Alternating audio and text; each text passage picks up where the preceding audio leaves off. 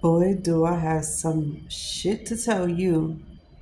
Real life stuff. This is not on no news. This is not on social media. This is not fake. This is real life news.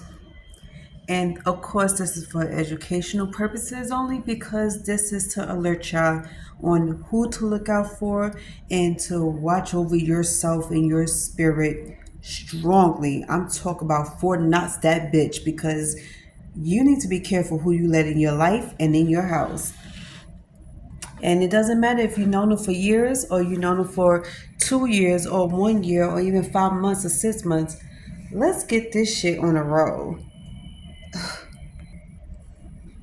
So, of course, this is no judgment zone. Anybody comes at me being very disrespectful, judging me, judging my decisions, judging anything. And I'm not saying this because I had knowingly made a bad decision, because this was not knowingly. Because if you was in my position, you would have done the same thing too, and you wouldn't be questioning the person that did this to you.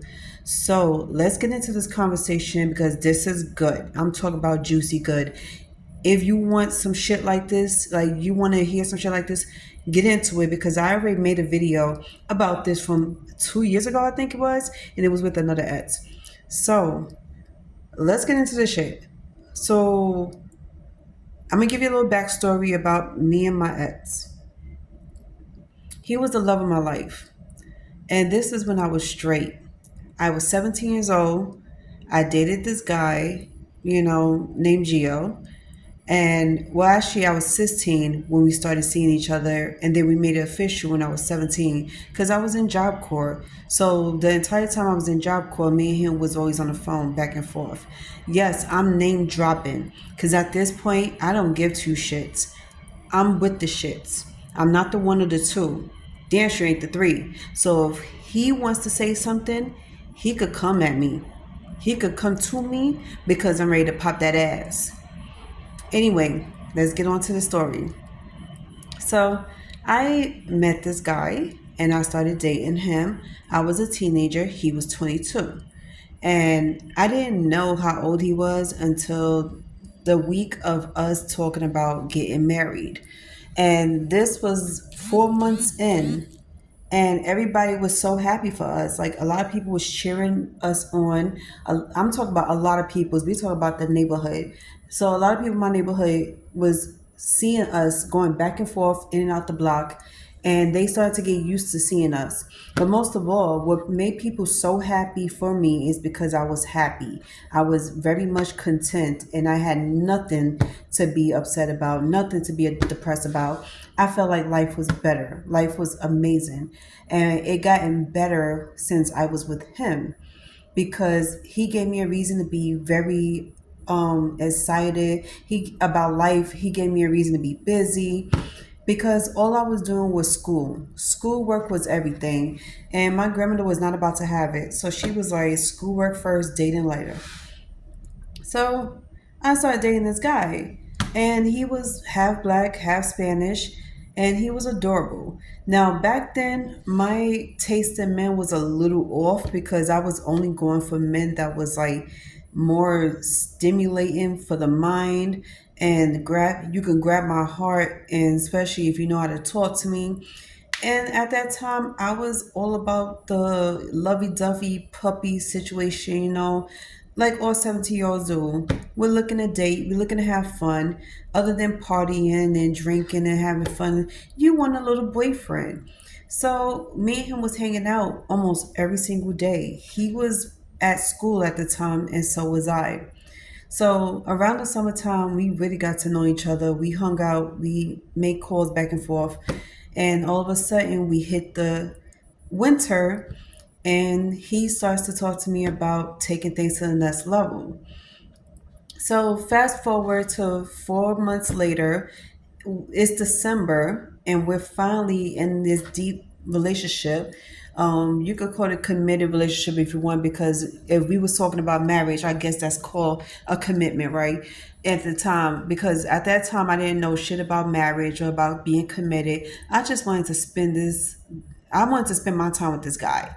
So I told my grandmother about it. I told my mother about it, and they was like, "Okay, we want to meet this guy." So they met him. They liked him. Everything was fine, copacetic. Flash, flash. I would say fast forward. Sorry, until December. I say the middle of December. He decides he wants to propose to me, but this was a surprise proposal. I did not know he was going to propose to me at that time, and I didn't know he was going to get together, with my family to surprise me on this. But long story short, it was really nice, amazing. Fast forward about a month later in January, my best friends found out about it, so they was like, "Okay, we need to celebrate."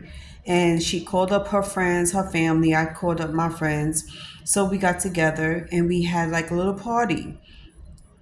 Well, guess who wasn't there? My fiance. So fast forward to the end of the night, shit got a little hectic. Yeah, we're not gonna get into that story. So we after that whole situation, him getting caught cheating on me, da da da. Like I left that shit alone. Like after he got me arrested for defending myself because he wants to cheat on me. So I just decided to leave everything alone. It was heartbreaking. It was like very, how you say, just a headache altogether.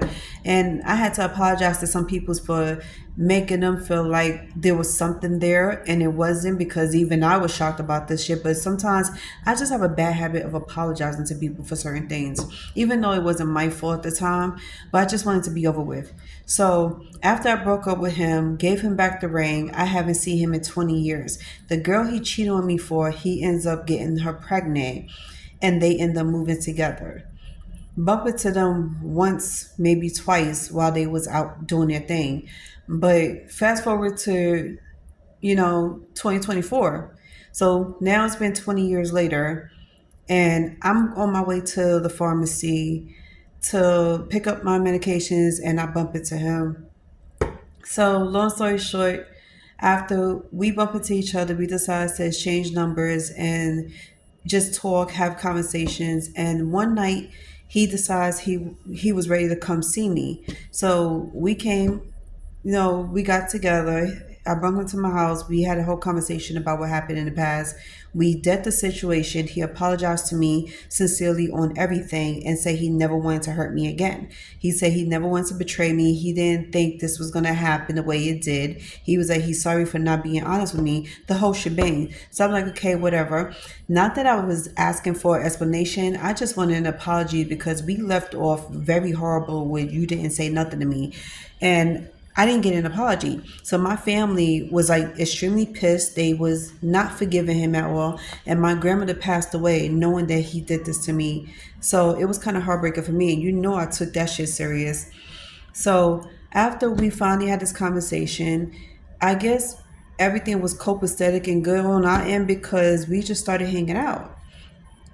And I did ask him about if he was still with this girl or not, and he was like, "Oh yeah, they still living together, and the daughter was 15, and the whole family life with him was a little bit stressful, a little bit okay, whatever the case is."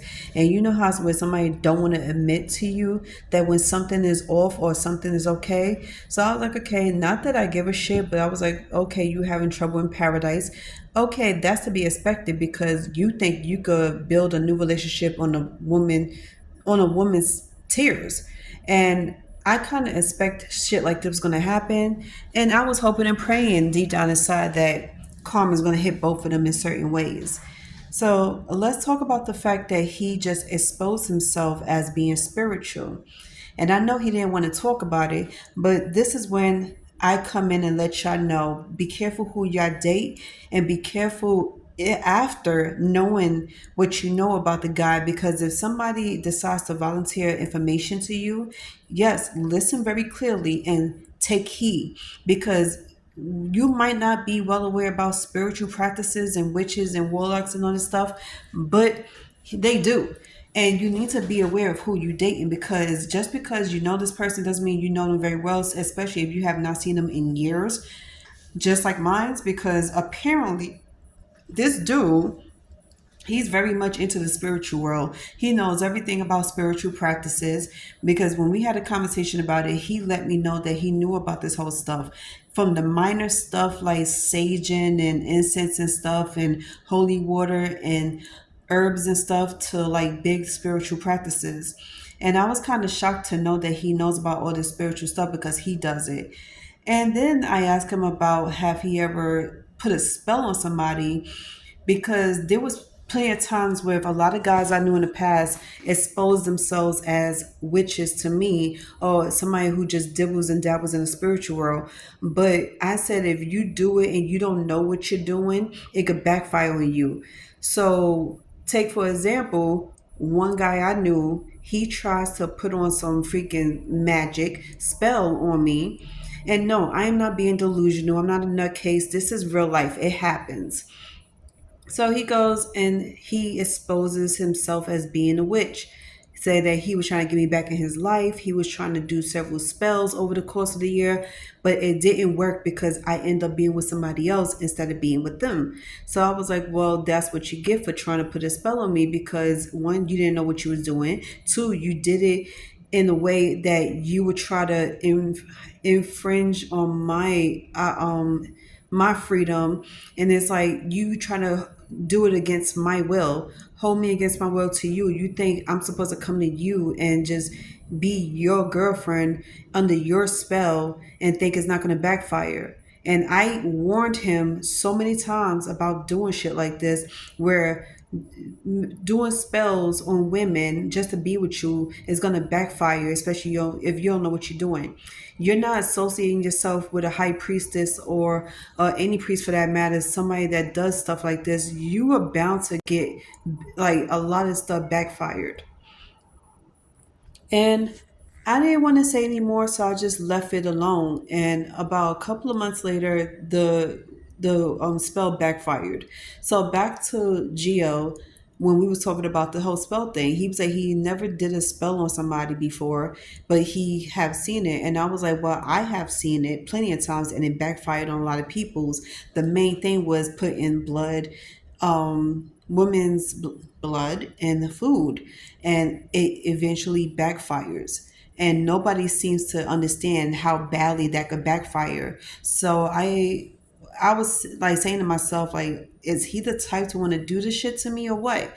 But like I say, you can never ever turn a blind eye to this or get past my. I would never let this get past me, because I'm like, one, I'm not going to say that he's not capable of it. I know damn well he's very much capable of it. In fact, I felt it, and I could feel when somebody's trying to hypnotize me or trying to put me under some type of spell or wishing anything on me, because you're very heavy in the spiritual world. And then what's worse is that you're a Catholic. So what does that say about